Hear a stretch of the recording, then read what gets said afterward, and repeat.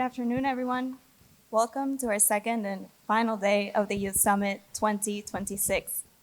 We had some great sessions yesterday. If you were able to join us, welcome back.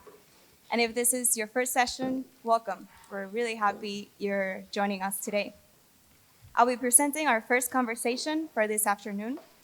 My name is Paola Garcia. I'm a master's student at SIA, part of the first cohort in the Technology and Global Affairs program. In that context, this program that I'm a part of, and this panel, is the recognition that technology is no longer a neutral tool operating on the sidelines of global affairs. It has instead become a key player. Modern digital developments are shaping our international relations, our economies, our societies, and even our understanding of citizenship, and it involves all of us.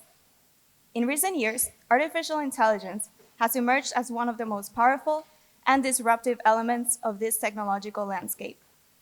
It is often presented as a solution to some of the world's most pressing challenges, from climate change and healthcare to productivity, education, security, and governance. AI is not something happening to us in the future. It's something we're all collectively engaging with, whether you realize it or not. Which brings us to today's question: how to deliver the promises of artificial intelligence. Before we try to answer that, it's worth pausing and let's ask a few fundamental questions. What are exactly the promises of AI? Who defines them? Who is responsible for delivering them? How do we measure whether those promises are actually being fulfilled?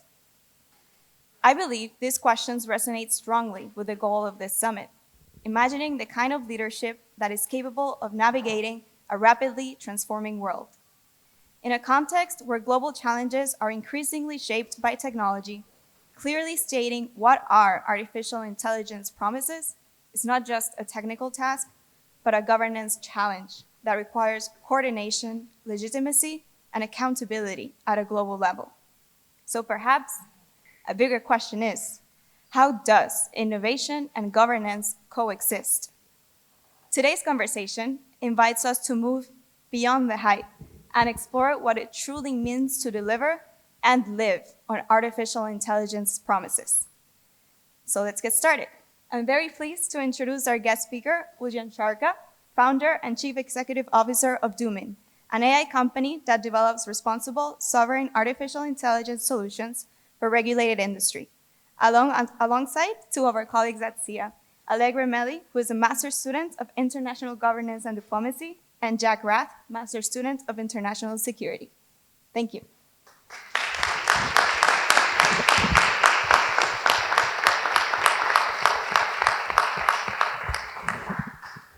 Thank you so much, Paola, for this thoughtful opening. On behalf of Jack and myself, we would also like to welcome you, Mr. Sharka, to our university, and thank you for being here for this session. And we will exactly be starting the discussion with the points mentioned by Paola on the promises of AI. So my first question will be whether you can give us some concrete examples of the promises that come with this development of the AI technology.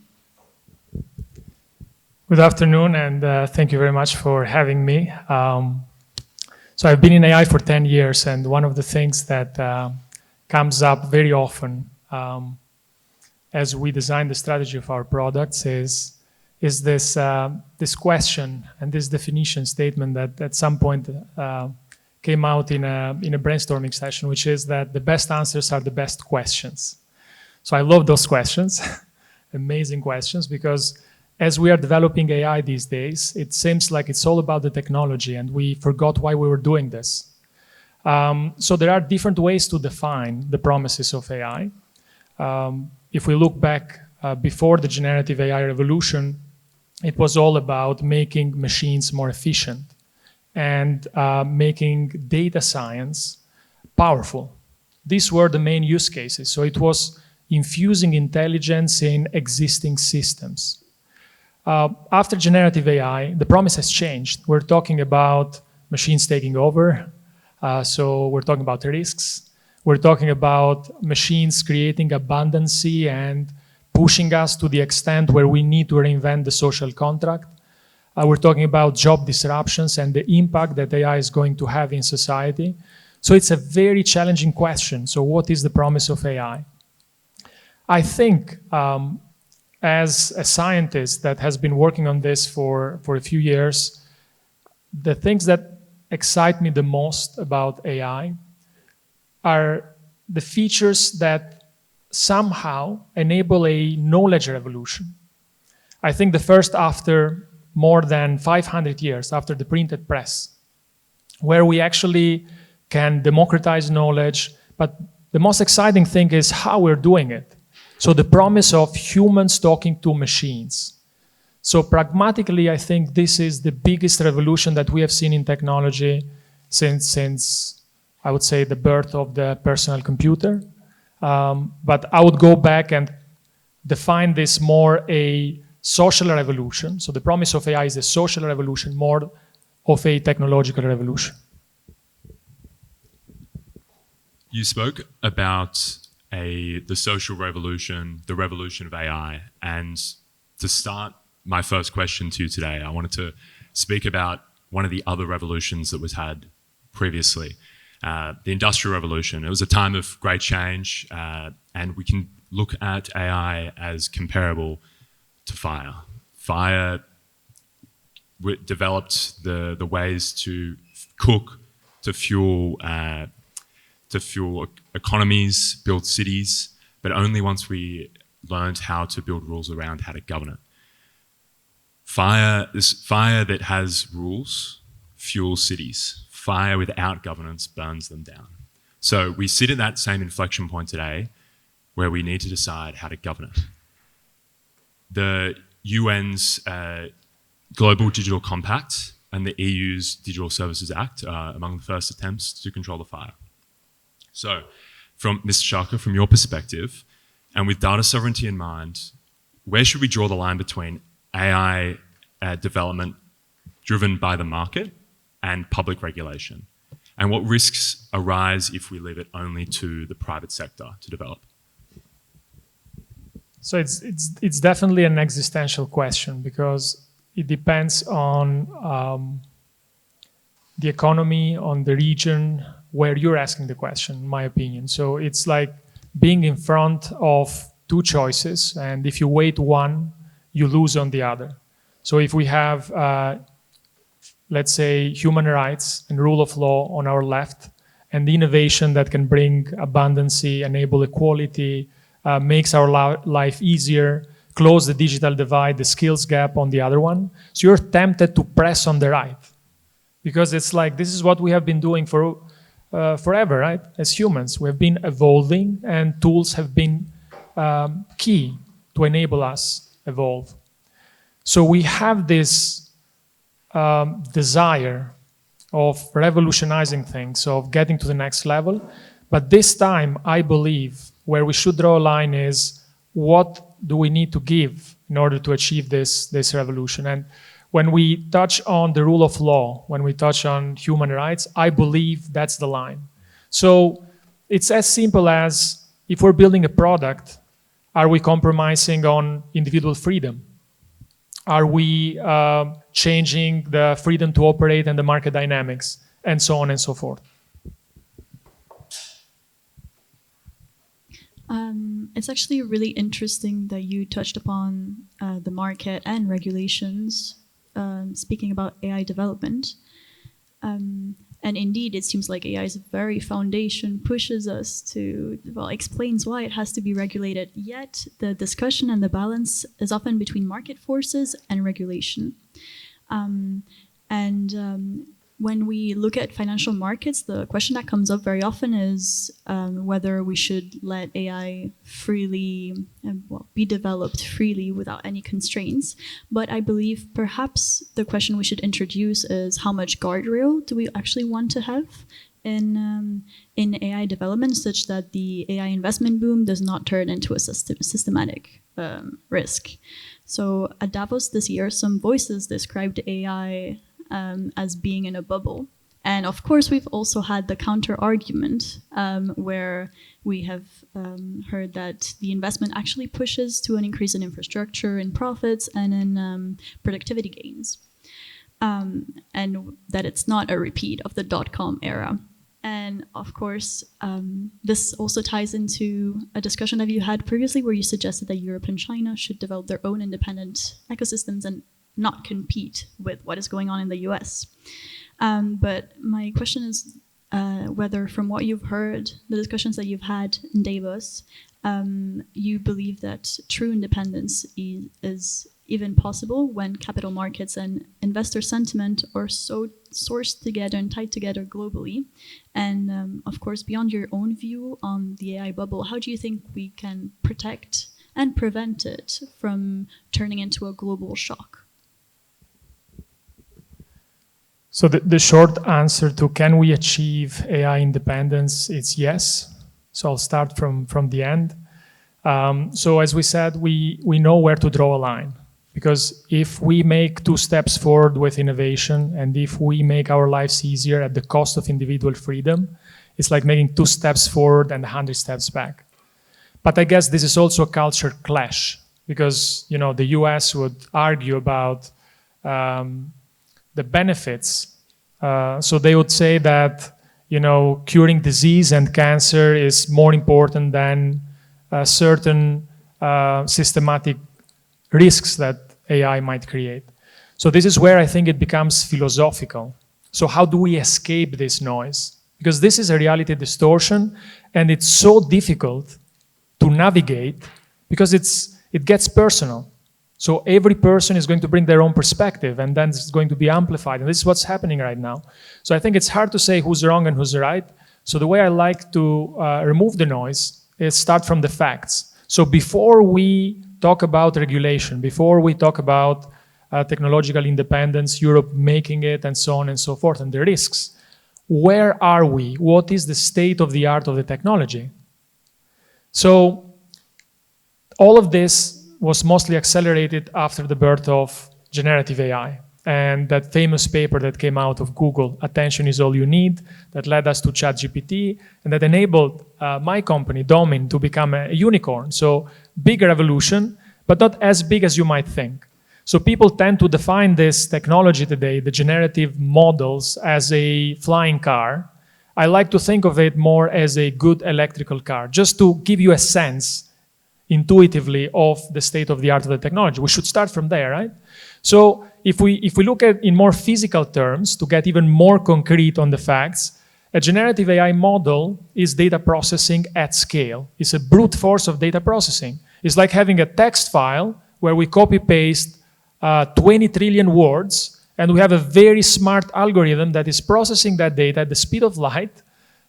So in milliseconds, you can actually have an answer by just making a question, and that is just connecting the dots, connecting bits through data that was used to train this model. So again, we copy-paste all of that data, we make a question, and we extract some knowledge out of it. So I know it sounds very simple, but this is what it is. Then it raises the question, how can this be autonomous? How can this be trusted, given its probabilistic nature, to run mission-critical infrastructure? Can we even have an AI engineer in a power plant or in a manufacturing site?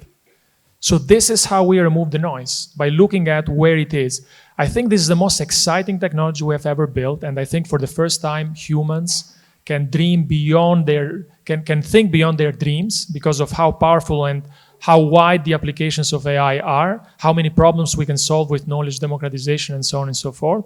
But at the same time, we need to be very pragmatic. So once we get the discussion to that level, what we end up with is that potentially everyone can build AI.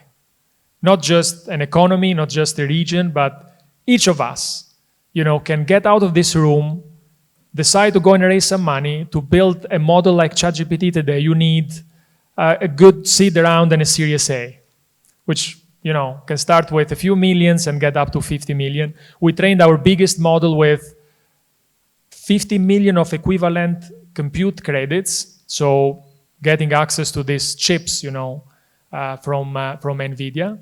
But we did it by using European supercomputers. So we are very lucky in Europe. You can literally get out there, submit a project to the appropriate program at the European Commission, and you can get access for free to a supercomputer and build these models. So again, I'm trying to drive you from what it is, how accessible it is, and now let's talk about geopolitics, right? So I think once we remove the noise, we realize that Europe can build its own AI like everybody else can do. So then why everyone is saying that it cannot?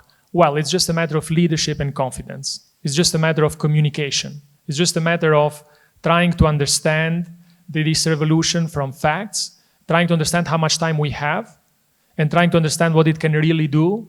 And most importantly, also trying to define a vision, because we can have a vision of competition, which would not be realistic today, because if we compete with another economy, not only it is not going to be the right, and this is a personal perspective, the right thing to do, because in the most exciting technological revolution of human history, instead of subtracting value and competing with, maybe we should just find the white spaces and add value, be collaborative, and protect our core values, our beliefs, and try to bring them into this new technological revolution. So this is what I believe Europe should do. I think Europe should not compete. Europe should not chase the narrative of being first, second, or third. Europe has a very wide and large internal market, and we can build stuff that first solve the challenges of the internal market and then that contribute, that provide an option also to other markets.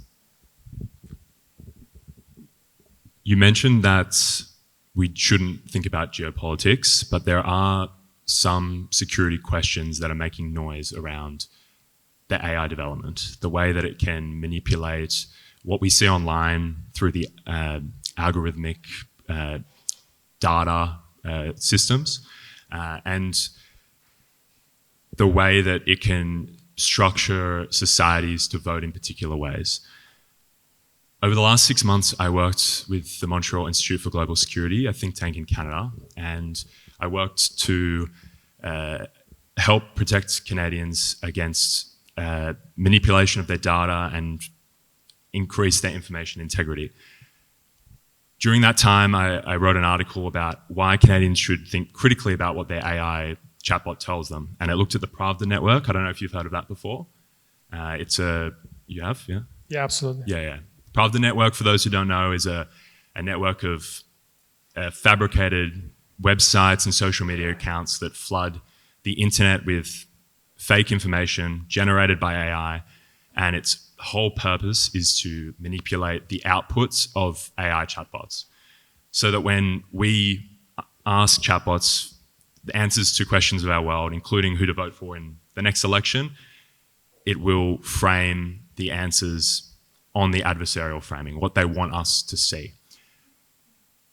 So with that in mind, and thinking about the policy implications of this, should democracies start thinking about AI in terms of democratic resilience, information integrity, and defending against these threats? Is this a security issue we should be worried about?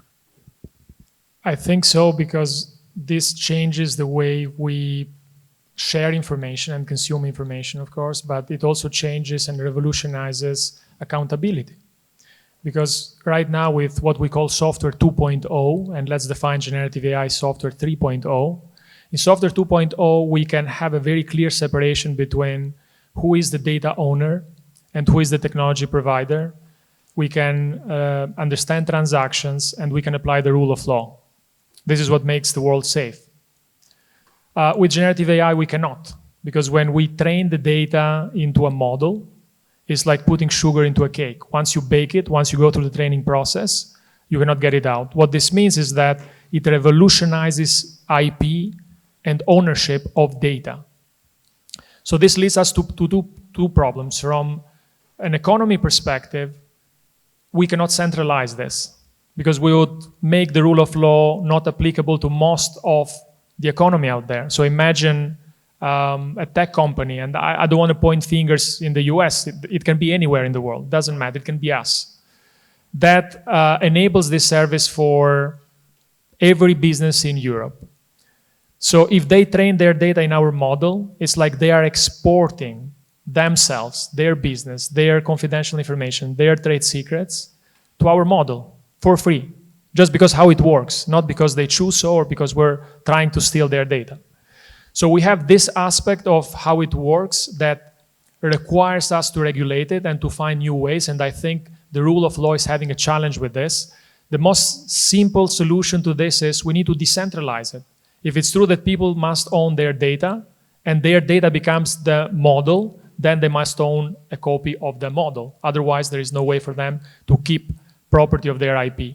So then this leads me also to the challenge that you mentioned, which is how can you hack these systems? And this is another challenge of regulation because this is a probabilistic technology and where the noise and the responsibility of model providers is, I believe, is in lying that it is intelligent, that it is reasoning, and so on and so forth. Because the example that you just made is basically a chatbot owned by a technology company that is a static product. In order for that product to provide a service to a user, to provide the most recent up-to-date information, you actually need to go and get it in the web in real time.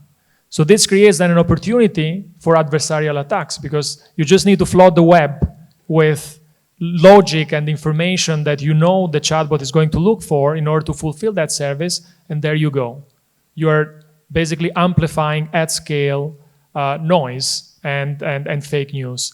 Now we're putting guardrails and so on and so forth, but again, we cannot leave this choice in the hands of technology providers. We need regulation. Regulation is a competitive advantage, and it's the only way we can make this technology trustworthy. How can we hold those accountable? If we don't have a decentralized model right now, how can we hold those large tech companies accountable to do that? I think like we have done with every other product that we have on the market right now. I mean, when you buy food, there is regulation that forces you to put an expiry date, to put ingredients, and so on and so forth. So it's as easy as transparency, I believe. Regulations seem to be then embedded in the concept of having also a democratic AI. And I would like to pick up on the point that you made on data sovereignty, of people owning the models and the data that is used. When we talk about democratizing AI, very often the discourse is more tools in more hands. But I believe the fault line is deeper. It's also about who is visible in the data that is trained and who decides how that data is used. So today's foundational models are trained on vast, largely scraped public datasets. And they can be adapted to private use cases, but I believe that's not made entirely evenly. So communities whose language, health records, or local realities are missing from the dataset are also called out of distribution citizens of AI systems. So they get less accurate recommendations and less tools that represent their daily lives. One concrete example could be healthcare. So if we train an AI model to detect a heart disease, but the data that it's trained on is mainly white male data, then it might represent accurate results at an aggregate level, but systematically misrepresent or misdiagnose women and ethnic groups. So then the promises of AI become an actual added layer of exclusion. That model might be present in their hospital, but it's not truly for them. And then this can also be seen in credit, in education, in hiring, in public services, where people at the edge of the dataset are also people that then get marginalized by these same systems. And as you mentioned, at the same time, the power to decide how data is harvested and how then it is used to train the models is concentrated in only a limited number of companies. And they operate with limited consent, weak accountability, and also weak democratic oversight. So we talk about AI as a general purpose technology, but the underlying training dataset is actually still treated as a private asset. And it's not really shared as as a social infrastructure. So for me, the debate not only needs to ask whether models trained on public data can be generalized to private use cases, but how can we be more democratic in making AI, and how can AI be made more democratic? So people can see themselves not just as data mining points, but as co-owners of the intelligence that they help create. So how would we do that? So I think we need to be realistic about the fact that we cannot have a good distribution and representation of languages because how the world is. We can work with synthetic data sets. We can put a lot of effort in trying to make this equal, but it will be not. Just because we I think have structure in economy, in society. It's just a matter of science. I think at this point, it's not a matter of choice. Where the problem is, I believe, is that we cannot have a future where this bias, because this technology is not perfect, is managed centrally, and the world transacts its intelligence and its knowledge centrally with 10 private companies that, again, in this case, happen to be in Silicon Valley, but that could be everywhere. So I think we have this challenge of, first of all, accepting what the technology does, what it is. It is not perfect. There are a lot of things it cannot do, but in this case, there are some use cases where done is better than perfect, and it can have huge positive impact in society, enable equality. And I'm most excited about closing the digital divide because I think people are smart, people can find their way, but we have this unfair digital divide that does not enable equal opportunity for everyone to build a digital business, to be an active participant and not just a user. So I'm more concerned about the control of the technology than who controls the box than what's in the box. Because these are two different problems. We need first to unlock the control, and then we can improve what's in the box. And there are several ways to do it. For example, what we have been trying to do with European languages is creatively create new content. We got philosophers being represented by small models and talking to each other to generate new content on certain topics that were not available, just to experiment and try new ways. And we improved the model fairness on European languages by a lot. So once you have control, you can fix it, but if you don't have control, you'll never fix it. And this is why it is important that every country, every economy should build their own models. This is a foundational concept to economy and democracy, I believe. So we should not think of these models just as a tool, but we should think of them as an equalizer to society. Just one final quick question before we open the floor to the audience. So please start thinking of your great questions to ask. We all know that AI-driven social media algorithms are impacting young people. Young people today are the first to grow up affected by the AI world. And 1 in 3 users of the internet are young people.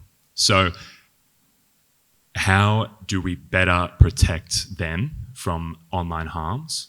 And I'd love to get your opinion on Australia's ban of social media for under 16s and what we're seeing in the last 24 hours could be put in place here in France for under 15s. Yeah, that's I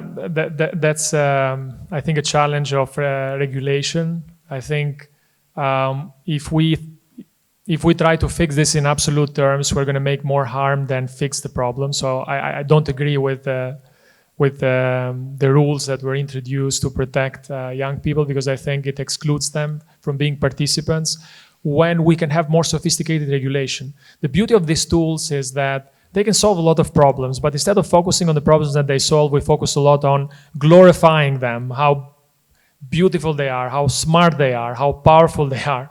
I mean, if you think about the problem of moderation, one of the biggest challenges that social networks have had over time is having more people and costs to moderate this content, because the technology was binary. So you couldn't predict every potential case to moderate on the web.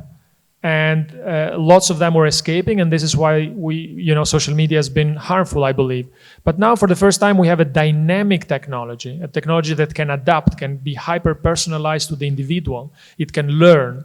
So if we build the technology in an ethical way, if we build it for good, this can be a concept of good, enabling social media to protect, people from certain adversarial effects, such as, for example, the systematic risk of bad content or manipulation, and so on and so forth. So I strongly believe that we have a chance here as Europeans to be more pragmatic about this technology. I would not stress about some problems on technology that I believe have been reality distortions that have somehow, I think, moved the conversation to an extent that is not either positive, either convenient for society. It just helps the technology companies to become bigger and helps them to build new products to solve problems that should not even exist. I think we should be very pragmatic. So how do we solve the problem of moderation? We can just use AI, because now we know that what couldn't be solved in the past now can be solved with this tool. Yeah, it's micro targeting in a very positive way to assist individuals in their vulnerabilities to better protect them. Right. Yes, but the point is work at a foundational level, because we cannot, if we moderate at a very high detail level, like, for example, exclude by age group, that's not positive. That's not an inclusive technology. We are smarter now. We have more intelligent systems, so we can make sure that the web is an open place, and we can have rules that represent law that dynamically adapt and make sure that people cannot access content that's harmful to them. So instead of focusing on what they can see and what they cannot, we should focus on what are the rules that define that. Yeah, okay. This inclusivity point is a beautiful way to open up the floor to questions. So we will start also taking questions from you guys that have listened to the point so far. So if you have questions, just make sure that there's 2 mics at the middle of each row. So make sure you just stand up behind the mic and then phrase your question. Hi there. I just wanted to thank the panel. My name is Caleb, and I'm a second-year master's student in international development. My question is, looking back at the point where you mentioned sovereignty, and I think the word was sort of every country should have its own AI system, or this concept of digital sovereignty. I was wondering, what is really the mechanism to bring this about? Are we talking about a regulatory solution? Are we talking about subsidies to companies in different countries? A public AI that's owned by the government? I also note that we're sort of in a time with a lot of distrust in government institutions, so I wonder how the idea of having sort of a government-controlled AI system would go down in many countries, to say nothing, of course, of the implications in more authoritarian areas. So I'm just curious about the specific mechanism that this kind of data sovereignty would be realized through. Thank you very much. Great question, and I think this is a very hot conversation in Europe, because we expect governments to do everything, and we're all in Brussels asking them more money. This is how it feels in Europe right now. Startups feel like they cannot do it, but I strongly believe this should come from the private sector. So I think it should be the private sector understanding that this is an existential threat to them and to society, because the private sector is driving most of our society these days. Every product we consume, every service that we use, and this impacts our personal lives as much as it impacts our professional lives. So if it's true that if you don't own these models, you're going to lose your freedom to operate, so your business will not exist in the future, then we need leaders of the private sector to take action, to invest more on this. And this is not a money problem. Just to close on that, if you think about Europe, Europe has 30 trillion in liquid assets, of which 10 trillion are in cash. And most of this money is actually invested out of Europe, just because our leaders don't believe it can be built here. So as crazy as it sounds, we just need leadership. We just need confidence. We just need courage. And if the big guys don't do it, you should do it. We should do it. This is how I thought when I started this company. It's like someone needs to take action. Every single step matters. But it's the private market, it's us as entrepreneurs that will make a difference, nobody else. Hello, my name is Sarah. I'm Norwegian, and I'm also doing the Master in International Governance and Diplomacy. I did an internship in Brussels last semester for a Norwegian TPO, and I worked a lot on digital policy within the EU. So I want to hear a little bit more about your opinion about the direction that the European Commission is going in right now in governing AI. I thought it was interesting what you said, that regulation is a competitive advantage for Europe, and that our competitive advantage is that we try to develop AI in a more ethical and responsible way than what it's doing in the US, for example, where it's very unregulated. But then you have the digital omnibus, for example, which was presented a few months ago, where the European Commission is kind of going in the other direction again, simplifying the regulation. They're saying it's to make the rules more comprehensible and more effective, but the critics are also arguing that it's deregulating AI, and it's leaving it much more up to the discretion of companies themselves to make those ethical decisions in developing their models. So from an industry perspective, I was wondering if you agree with the European Commission's development when it comes to regulating AI, or if you think that we should still keep more regulations. Thank you. Thank you. So in the early days of building this company, I was criticizing the Commission a lot. And my point of view was that everything was wrong, and this noise and narrative that you all read about is like, it feels like wrong, and it feels like we're not competitive. But then as you participate, we had the chance, as the company became a scale-up, became a unicorn, to sit around the table. I must say that they engage a lot with the private sector and with startups. Last year, I've been in Brussels like every month to just provide feedback, and they've been very collaborative, I think, in how they build the AI Act and everything else. But what I realized is that this is such a complex problem for them to solve because of the governance that Europe has. So Europe's main problem comes actually from its main competitive advantage. So if you want individual freedom, if you want a true democracy, there are a lot of drawbacks. There are a lot of challenges you need to deal with, like distributed governance. I know it's all wrong, and probably we're gonna sort it out, in the next, I hope, 10 to 15 years. But I strongly believe that the way regulation is being designed is purposeful, is thoughtful, and they're doing their best to make it as easy as possible. If you think about the AI Act, for example, that's an example of how they stepped up, because all the data regulation, which come from a completely different, I think, it's not just a matter of administration, but from a different period and stage of technological development, we didn't have such a good understanding of the side effects. So we regulated in a way that was too protective, and we did it in good faith, right, as a region. But with the AI Act, that's not true.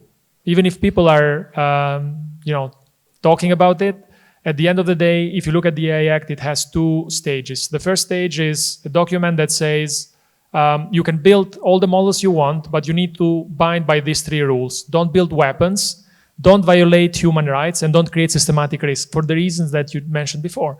So what is wrong with these three rules? Nothing. And then the second phase that has been developed is what they call the code of practice. So trying to make these three rules guidelines, not imposed processes, guidelines on how you achieve that.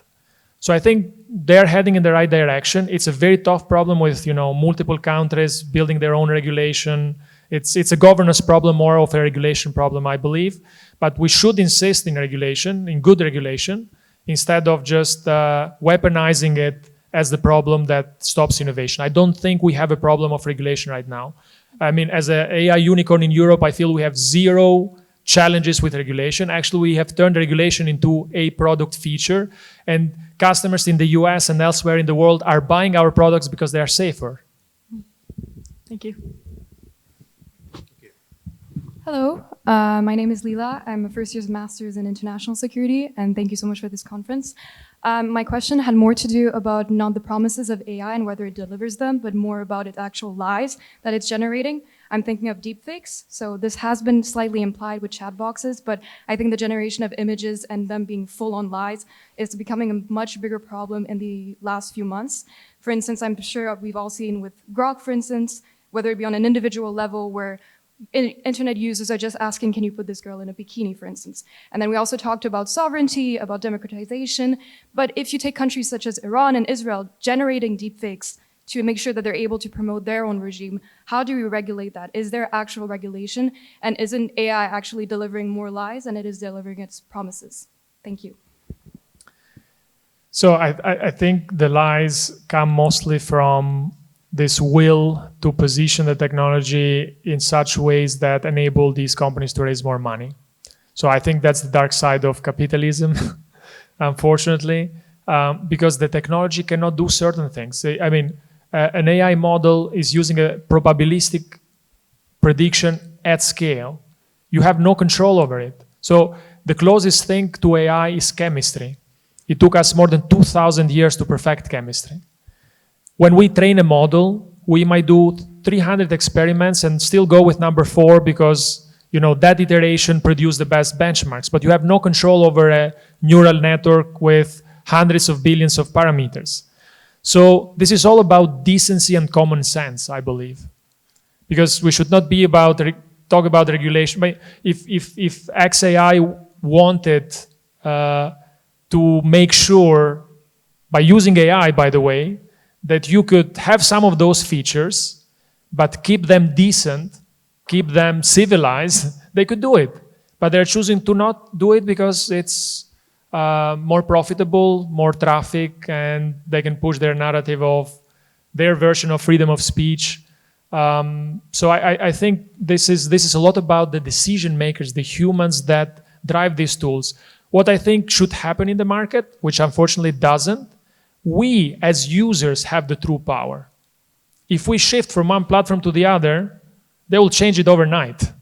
So I think we must find a way to fix these problems bottom up instead of top down. I cannot see an open market, a free world, a democracy where you find a way to make this moderation legal and compatible with freedom, with a top-down approach, because then you need a government to tell them what they can do and they cannot do. They don't understand it.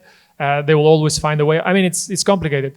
I think we need more responsible users. This is how I believe we should deal with this. So hopefully, that can be a business idea for someone getting out of here and trying to enable a responsible community of users. Yes, I am Alfonso Gajate. I'm a telecom entrepreneur. And I want to thank Sciences Po for this very interesting debate, and particularly to Mr. Sharka for his pragmatism and optimism. And in that line, I would like to ask you, how could artificial intelligence be used to stop the tsunami of lies and fake news and garbage that we get every day in our computers and telephones? Thank you for the question, because I think this brings us to a very interesting point where, as users, just to continue on what I just said, I think we can potentially have a solution where we have another AI to moderate the AI. And in this case, I mean, and I hope that we will, as users, be responsible enough or have that ethical side of using technology in the right way. So I hope that we're going to have products, and I think regulation is going to be key here, but I don't think it's going to be so fast as we need it. So again, I think a startup can solve this problem. So literally think of it like having an assistant that does it for you.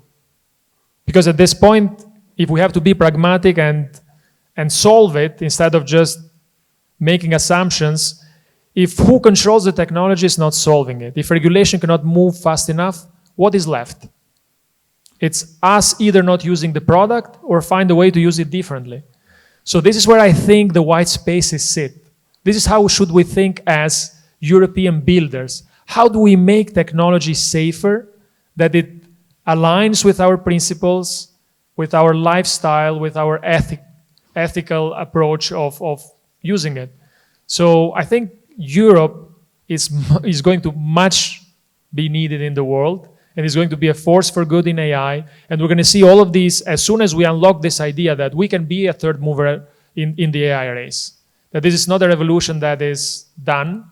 I mean, I'm saying about we as Europe, even though I don't like this idea of isolation and us against them, it can be anyone, right? But my point is, we're going to see countries that are not leaders in AI come up with these solutions because those are going to be an opportunity. This is the beauty of an open market. You have the bad actors and then you have the good actors. And it's just a matter of choosing which side we want to be. Thank you. Yeah, thanks for an interesting panel conversation. Given your deep technical expertise with AI, I wanted to ask about actually a term you used earlier. You mentioned existential threats, and in recent years we've seen other technical experts like the godfathers of AI, like Benjo and Geoff Hinton, etc., spend more and more of their time warning about existential threats from AI. And the way I understand this, we're talking about threats that would impact humanity much more than deep fakes or even election manipulations or bikini pics from Grok for that matter. And I wonder, so you now being in a room full of policy savvy people, do you think that we should focus more on these existential threats? Or what do you think about people that push these narratives rather than focusing so much on these, what some people would call less important issues?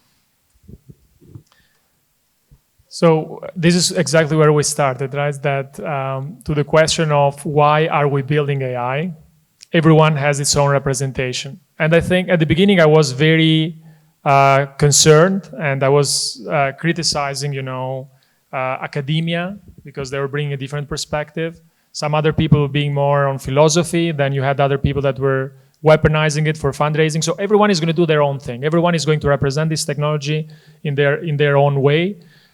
This is why I believe that regulation is the only thing that can help us, because you need to stop this at the source. You cannot let it become a disease and then try and find ways to cure it. So it's just amazing and astonishing to me that we're talking about, we don't have a disease yet, we can stop it, and we're now talking about the possible vaccines. And we're talking about it in a philosophical way. How are we going to stop this from taking over the world? Well, it hasn't taken over the world, so maybe we should not even get there. And I think that's the regulation is much needed. I know I sound completely opposite to everyone else in AI, but I think without regulation, this technology can be weaponized in so many ways just because it creates systematic risk, just because the way it adapts and the way it embeds and can find its way in a globally integrated world. And right now, we don't face this risk because we have a systems integration problem. An engineer, when they go to a power plant, they need to open, books and try to understand how to fix it because it's not integrated. But when everything is going to be integrated, connected, and it will happen because AI will push us to speed that integration, then we're going to face that systematic risk. I think we're at least 5 to 10 years away from that, from even thinking to have it. But at the end of the day, to close on my answer is, it is going to be a human pressing the button to cause that. So this is what we need to regulate. It's not about how the technology works again. It's about how do we make sure that we don't centralize this? How do we make sure we don't make this a digital dictatorship? How do we make sure that the world is not going to end up a dystopian future where it's 10 people against everybody else? And to me, the solution is we need to decentralize it. We need to enable everyone to be free to choose if they are a user, a builder, or both. Thanks. Thank you so much for that question and also for the answer. Let's take both questions at the same time, if that's okay, just in view of time.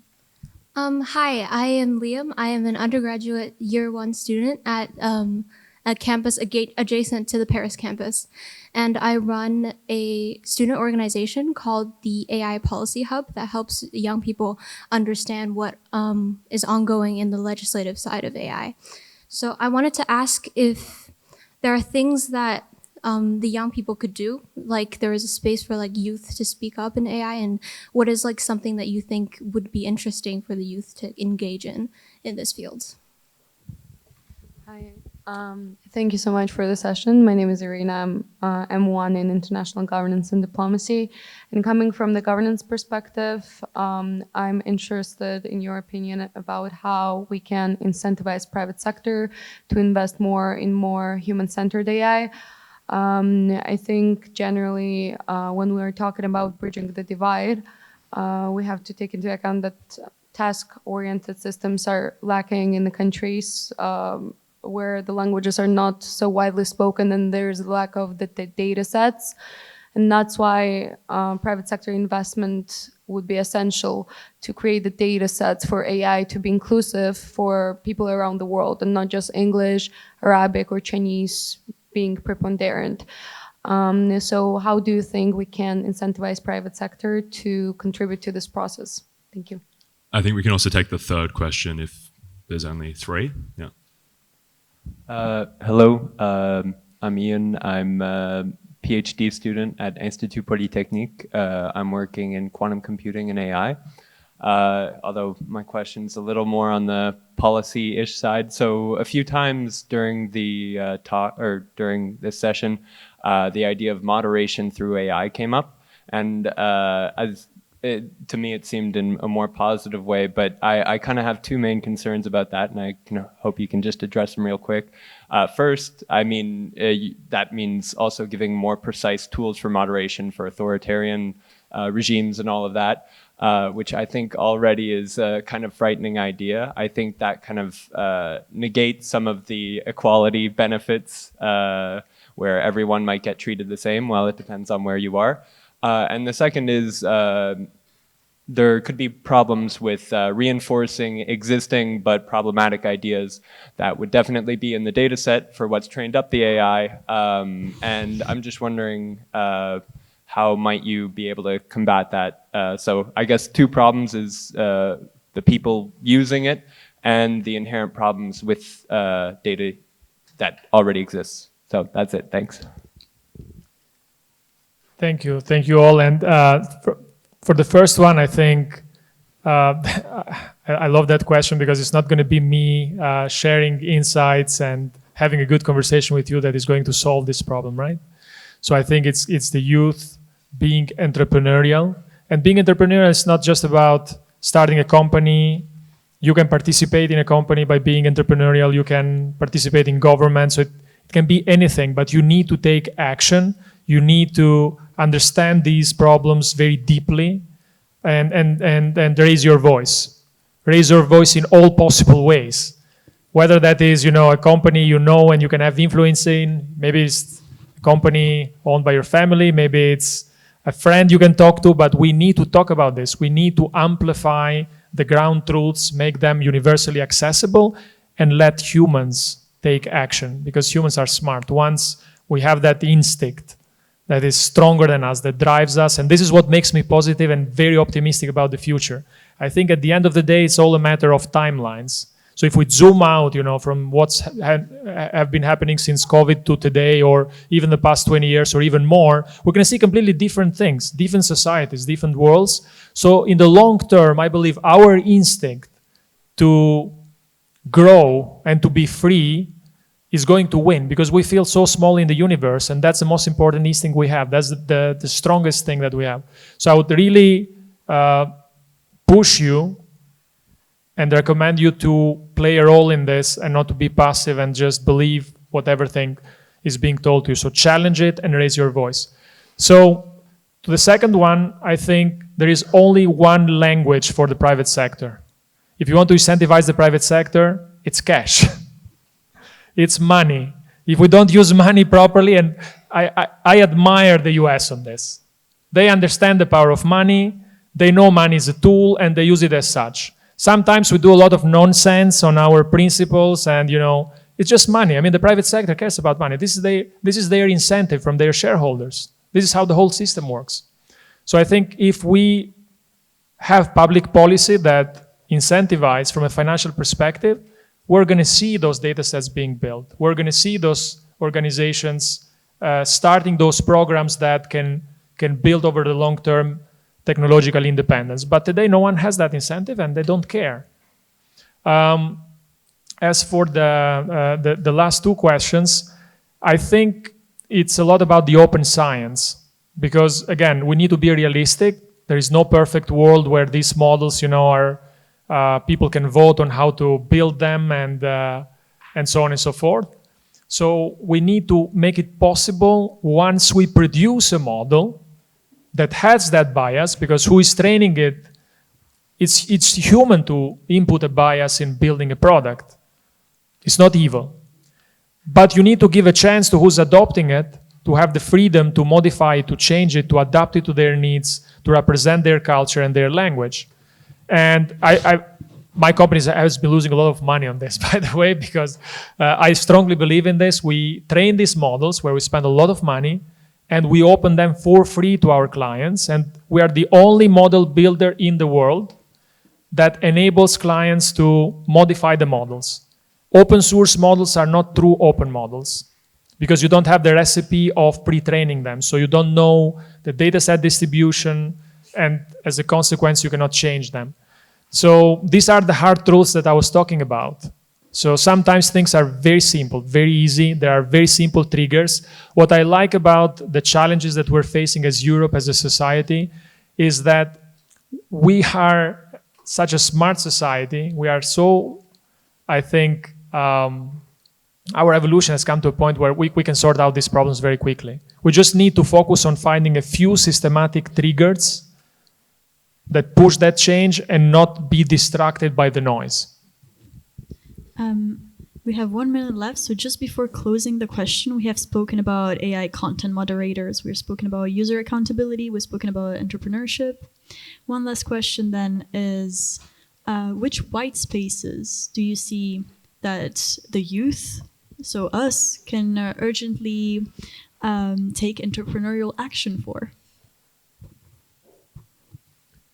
So I think we mentioned a dozen great ideas to start a business today, right? So moderation is definitely a big one. So a personal AI that cleans, all the noise for you based on your preferences, on the dose of fake news that you want to get or not get.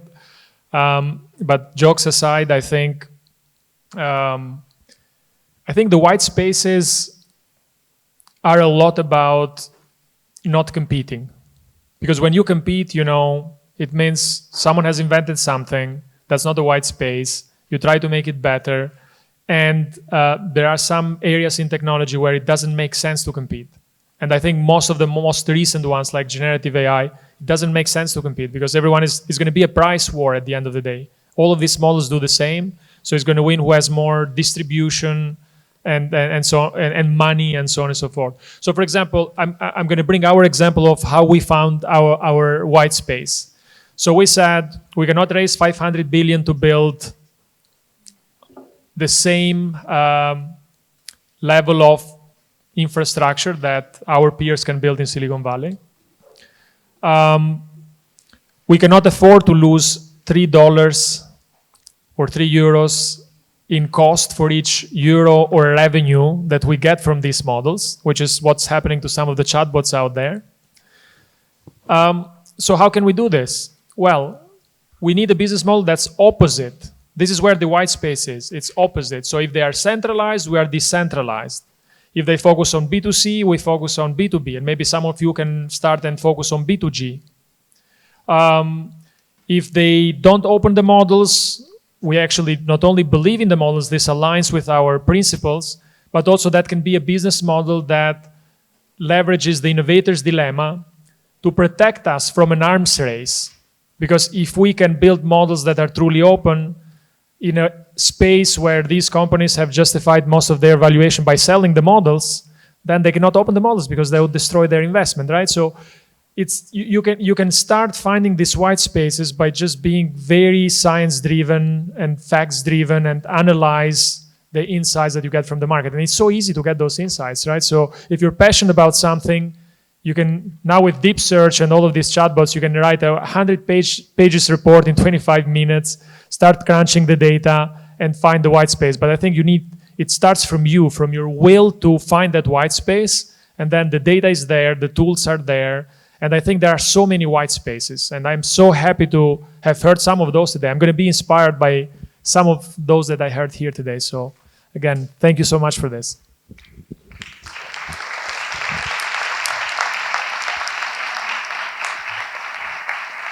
On that optimistic note, thank you, Mr. Scharka, for sharing your thoughts with us today. And thank you all for attending this session of the 11th edition of the Youth and Leaders Summit. Next up, we have the much anticipated panel discussion, Finding a UN Secretary General for a Broken World, which will start immediately. So please stay seated, and I hope you enjoy the panel. Thank you. Thank you.